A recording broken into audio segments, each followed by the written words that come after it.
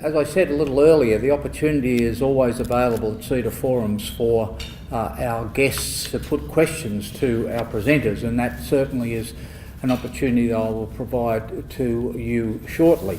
Perhaps before throwing to the floor, as I have a microphone that works and a loud voice, I'll throw the first couple of questions here. I'm interested in a couple of the points that you both made around regionalism. The Commonwealth Government has a policy, and I've been talking about that for some time, about Northern Australia. And this is about providing infrastructure, it's providing opportunities in Northern Australia. And we're not just talking North Queensland, and we're not talking about simply Darwin. We're talking about Northern Australia. Now, so you in particular were talking about the provision of infrastructure. And when we're talking about that, it's not just the hard infrastructure of roads and rail and so on, but you were particularly interested in emphasising the health, the schools and opportunities that are there. How do we, as part of a policy to attract people, migrants, new migrants to Australia, if they have made that critical decision they want to come and live in this country, how do we then influence the providers of that infrastructure to make sure that that is available? So, and I suppose the other side of that question is, clearly it must potentially be based on the benefits that come by saying we don't have to provide even more hard infrastructure in cities to sustain people, that we're spreading the love, if you like. Thank you, Stephen. I think, look, one of the challenges that we have when we look at attracting people, particularly to Northern Australia, and particularly in the Northern Territory, is there seems to be this view that build it and they will come. And I think we've got to be careful of that. I can give you examples of places in quite remote Northern Territory where they've built roads, they've built schools, and the people haven't come because they have not followed it up with, why should you be living there? I was actually thinking, I wasn't sure if it was on or not. That one's on? Okay, that's better. Keep that as the roving if you like, down there, we can share this. So I do think it's you've got to be very careful about that. One of the things we do need to think about is what is the sort of environment that attracts people? Why do people go to Toowoomba? Why is Toowoomba a thriving region? And that the reason it is not only does it have the access to health, education, and that's education at all levels, it actually has reasonable infrastructure. You know, it's not got the best, and it's going to get better, but it's also had the business community saying that we are also going to participate in the prosperity of our region. They're not just saying, government, you need to build this. So, Wellcamp Airport is a privately built airport. What that's going to do for Toowoomba and the export opportunities and the business opportunities are just going to continue to mean that Toowoomba can prosper. I can give you another example, Colliamberley, down in New South Wales Riverina. Once again, it's the business community that is saying we have to actually be part of this and make this work. This isn't about just saying, government, you must fund it. This is about saying, we have got the ability to bring people here and it makes an attractive place for them to work, an attractive place for them to live.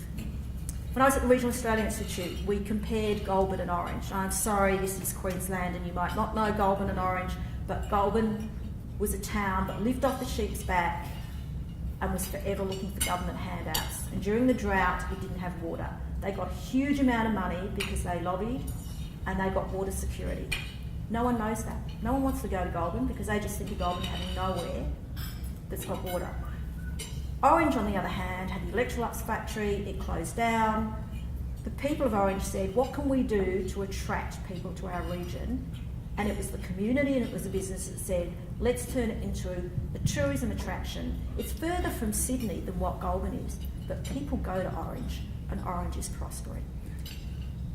So if we're going to look at what we're going to do in places like Northern Australia, this isn't just about a top-down led approach from government. We've actually got to be working with business and the community, bearing in mind that particularly in Northern Australia, a lot of those remote areas are Indigenous communities, and we don't want to disenfranchise them. We've actually got to say what works there and how we're going to actually be able to engage with them to give them jobs. Then we actually have got a better model for achieving the sort of outcomes we want. Tim, I just wonder, just from the business perspective though, how and taking Sue's point, how do we make these regional areas attractive to migrants that have decided to settle in Australia? Is it throw another shrimp on the barbie type of approach? What is it that we need to do to try and ensure that we can attract skilled migrants into regional areas in Australia, but without scaring, the incumbents that are there and suggesting my job's going to disappear? Well, one fundamental requirement is you've got to have welcoming communities, and you've got to have places where people can feel that they'll be happy and can lead a fulfilling life. That explains why migrants will congregate in cities and will seek out networks from their home countries, because they will feel more familiar, they'll feel more at home, they will feel like they're a part of something. So what Sue says about assuming that if you build the hard infrastructure they'll come is absolutely right. You've got to support people and do the hard work of settlement. We have a lot of institutional memory about this, because we did this, we've done this for many decades. If you look at what we did in the major cities, you look at migrant resource centres, dedicated settlement services, all those things made a big difference to how groups integrated into Australian society. So if you are going to venture into Northern Australia or seek a regional model of settlement, you are going to need to do some work in ensuring that the business community understands that it's not going to be as simple as a question of labour. It's got to be something that involves the community, and it's got to get at people's aspirations, because if you can't engage with people's aspirations, they're not going to be compelled to remain in any place. People only remain in a place when they've moved and resettled if they can flourish there. And that involves more than just having a job. It also involves having a place where you feel that your children are going to grow up happy, and it will involve having schools where you feel your children are going to flourish as well. But getting this right is not easy, and it may take time. And I think if there is going to be pursuit of a regional model, there's going to have to be a recognition that you may not see the results in 3 or 5 years' time. You've got to think in a much longer time frame. That raises then another interesting point that you had raised in your presentation about needing to take a long-term view of the economic benefits that accrue to Australia because of migration. How do we embrace that conversation? Our report clearly sets out something of a roadmap and is a stock take that demonstrates that there are economic benefits from migration that have happened in the past, that are happening now, and will happen in the future. Put to one side suggestions that are about doubling permanent migration intake and the contribution to the economy of 5.8% GDP and so on. They're givens. Let's take those as givens. How do we get that conversation alive, and how do we get the policymakers to understand, and indeed the general population to understand, that it's going to be a long-term view that we're looking towards? How do we do that? It's got to be about good policy and explained well. Good policy that is explained well. I think Glenn Withers used a phrase to that effect in the report, and I think too of what Sue was saying about what more do you need to say, or what more do you need to do than put the numbers out there. I think the question here is really about the audiences you need to target. Among the policy-making audiences that would read your report, I think there's a general consensus that immigration has benefits and they accrue over time. The challenge is to translate that to lay people who may not necessarily be following policy debates closely, who need to be reassured that they will win from migration and not just lose from it, and that they've got a stake in this as well. And the challenge here is to tell a good story, to give people a big picture. One reason I believe our post-war migration program succeeded was that people could point to the Snowy Mountains hydro scheme and have this clear sense of nation-building ambition. But what's the equivalent for the 21st century? I think that's the challenge. And our political leaders and our policy leaders also need to be able to speak in a clearer language to people. Let me give you an example of what I mean. We can talk about economic productivity among us, and we would all understand what that involves, and we would understand that productivity growth is fundamental to economic growth. But for those who are in industries that are undergoing structural change, or those who feel vulnerable to global shifts, when they hear economic productivity, they hear retrenchment, or they hear casualisation. They don't hear a story that works for them, which explains in part why we do have resurgent political populism in Australia, despite having 25 years continuous economic growth and despite not experiencing the kind of downturn that has hit many other countries. My concern is that if we don't get the language right in telling this story, imagine what it's going to look like when we do experience an economic downturn. Making the argument then is going to be infinitely more difficult. Sue, have you got a comment on that? How do we influence the influencers to have this argument and put it in language that the layperson understands and appreciates and doesn't get lost in the noisy minority? Well, this is an interesting one, Stephen, because I think Tim's absolutely right. We've got to get the story right, because in actual fact, we're not influencing the policymakers in this particular situation. I think what we've got to do is we've got to get the community understanding and being supportive, because if they are, then the policymakers will actually go along with it. I think the policymakers, and actually more importantly, the politicians know what the right answer is, but they're responding to the community and the scaremongering that's going on. I mean, Stephen, we had a conversation a bit earlier about the level of foreign investment in this country. And, certainly in regional areas, they're scared of the level of Chinese investment because it's threatening them. And yet, the figures came out quite recently on the level of Chinese investment in agriculture in Australia. 0.03%. The majority of the foreign investment in this country in agriculture is the US and then the UK.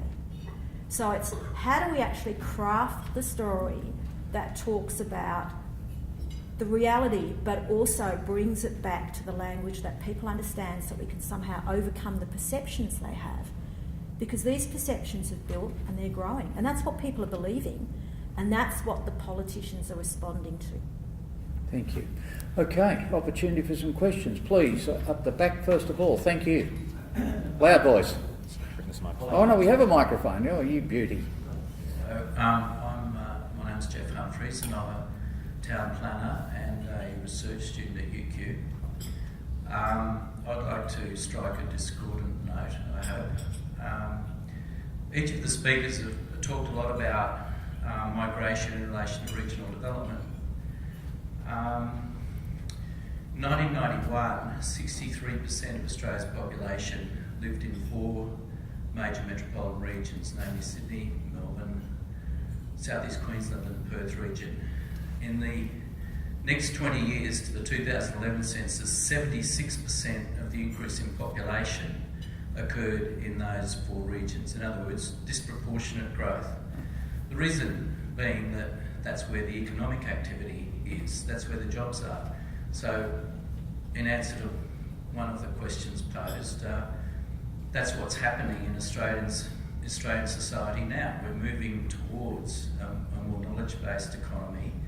That's what is generating the economic activity. We should be asking ourselves, what are the resources we need to stimulate that economy, which is largely going to happen in the middle of cities. So it seems to me inappropriate to try to load up the migrants that we're going to bring here with the task of making the less successful parts of the nation currently more successful. We should be thinking, as this is about the economic impact of migration, on what migrants can bring to the flourishing parts of the Australian economy. Yes, there are congestion issues, but we have to solve those issues for all Australians, and to try to send the migrants somewhere else as part of that solution, to me, seems to be the wrong emphasis. So I wonder if the panel members could give, I'm sorry to do it this way, but provide me with a response about, you know, where the contribution that migrants are going to make to the knowledge-based economy. I'd just like to throw in one last little fact. Silicon Valley, I was reading, the most economically successful part of the United States these days. Half of the PhDs were not educated in the United States in the Silicon Valley. End of question. All right, I'll have a quick response. I don't think it's an either or, and I don't think I'm suggesting that you either choose urban, metropolitan settlement or regional settlement. I just believe that if we are going to think of how we conduct our immigration policy, that a regional element of settlement should be part of the mix. Inevitably, the majority of migrants will gravitate towards the cities for the reasons that you've outlined. And as I've reiterated this afternoon, the need for soft or social infrastructure in regional centres highlights some of the challenges that will come up when we encourage people to go to the regions if the support networks aren't there. So I don't see it as an either-or equation. It's really about having the regions feature as part of the bigger picture, because there's no doubt whatsoever that you can't reverse some of the forces at play here which you've identified, which is we are a service economy.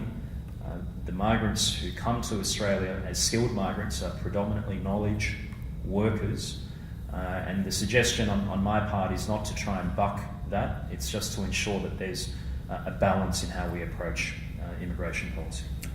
I would interpose a comment here as well. One of CEDA's major research reports of a couple of 18 months ago was on future of work, ?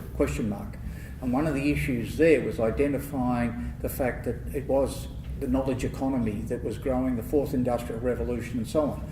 But the beauty of that is that you don't necessarily have to live in the centre of a city to deliver knowledge economy services. You can be anywhere. And that, I think, is an additional part of this equation when we're talking about location of people. If they are skilled people coming to Australia through our migration programs, they don't necessarily have to live in the centre of the city to deliver their particular skill or services, but it does pick up the other points I think that our panellists have raised.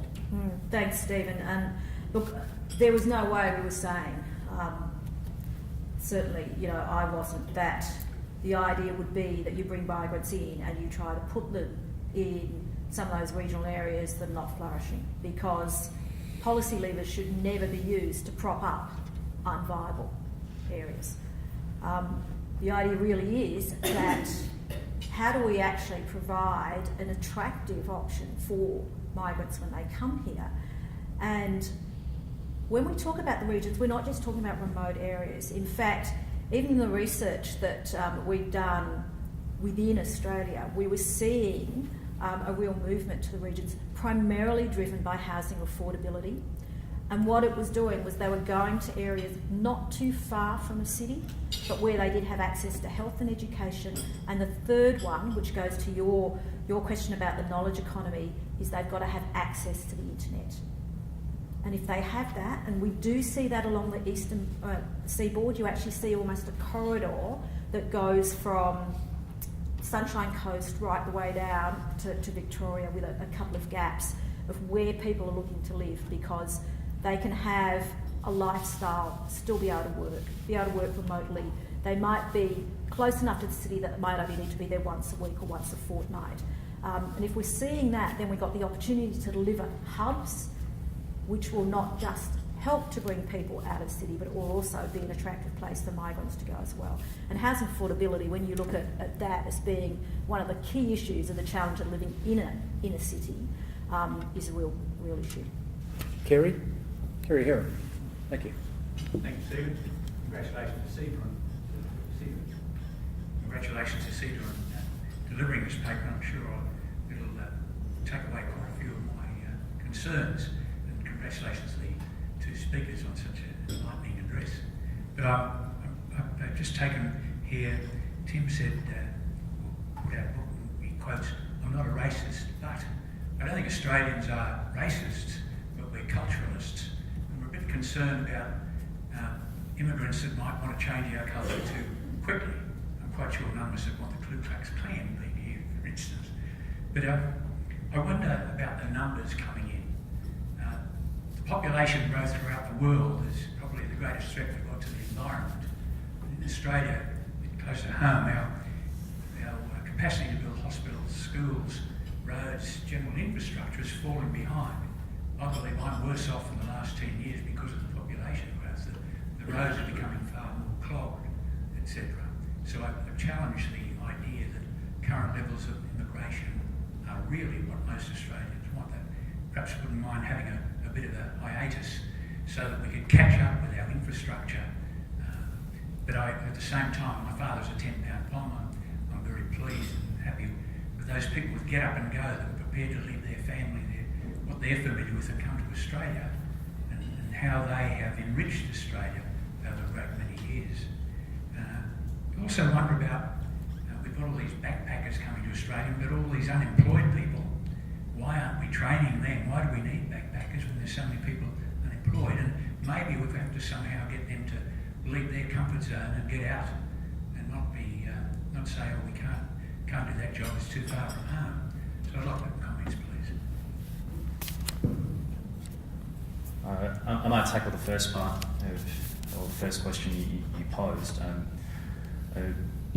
The evidence does suggest that a majority of people believe that immigration levels, as they currently are all right, or that they're prepared to support higher levels. And that might reflect the optimism that our society has towards the immigration experience, for the very simple reason that if you're not a migrant, you're very likely to be the son or daughter or the grandchild of migrant. But there's no question that we do need to have social services and infrastructure that can keep pace with population growth. And I'm sure there'd be plenty of empirical survey evidence which would illustrate that there is significant concern about that. I would say there's an opportunity here to have a more wide-ranging conversation about services and density in our cities. Too often in our debates it is boiled down to whether there are too many people arriving or not, and we don't take it to the next step, which is to think, well, actually, if we have denser urban centres and cities, will we not then have the opportunity to have public transport systems that are more efficient? Public transport systems require mass, they require density. But if you don't have that density and you're stuck in a low density environment, then you will have this problem around infrastructure, in my view. So I think this should be part of the story that we should be telling in terms of nation building immigration. It is an opportunity for us to also invest in our social and physical infrastructure and alleviate some of those problems.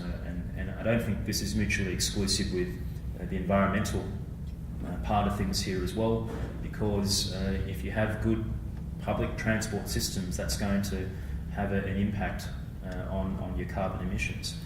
There is one limit, though, to whether we can have this conversation, and that is, of course, the public appetite for taxes and how you would fund the building of such infrastructure.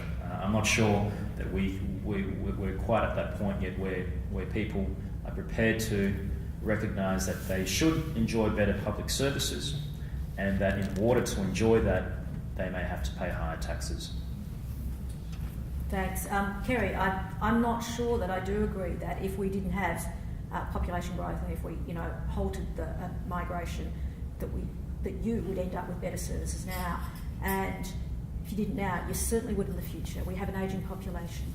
And to be able to fund infrastructure, we need economic growth, we need productivity gains, we need participation. And we don't get participation from a workforce that's ageing, that isn't contributing. So it is important that we do get that growth, and that growth will come from a mix of domestic population growth as well as migration. On the backpackers, a lot of the backpackers come from people on tourist visas. A lot of them were, they were coming from the UK, they were coming from other areas in Europe, and it was reciprocal. So many Australians would have done their gap year over there or spent time travelling and working around the UK and Europe. And they do fill in those seasonal jobs. They're quite often quite happy to go fruit picking in different areas, and that way they get to see different parts of the country. Domestically, if it's not for backpackers, the people who fill in a lot of those traditional backpacker roles, the seasonal agricultural roles and tourism roles, are grey nomads.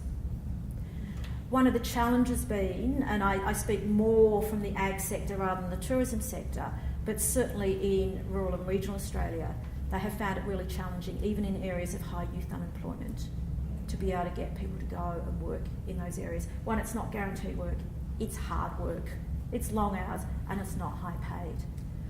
One of the things we do have to work out, and it's certainly identified in the report, is you've got to be able to put in place those checks and balances to ensure that you don't get exploitation, because that is where there really is opportunities to really exploit people, and particularly people from overseas.